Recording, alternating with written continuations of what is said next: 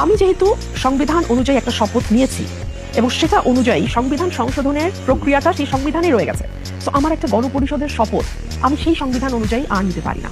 এখানে কনফ্লিক্ট হয়ে যায়, লিগ্যাল কনফ্লিক্ট। এক, দুই হচ্ছে প্রশ্ন থাকে যে বিএনপি তাহলে কেন এই বিষয়টি অনেক আগেই পরিষ্কার করে নাই, তাই না? তাহলে তো এটা বিএনপির তরফে এক ধরনের দ্বৈত দ্বিচারিতা বলেন, এক ধরনের প্রতারণা বলেন।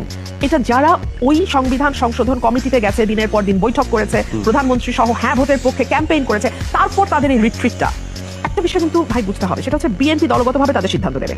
আমি স্বতন্ত্র এমপি হিসেবে এবং একজন আইনজীবী হিসেবে আমি আমার সিদ্ধান্তগুলো আমার মতন, আমার ব্যাখ্যা অনুযায়ী আমি নেব। জামাত কিন্তু তাদের মতো করে সিদ্ধান্ত নেবে।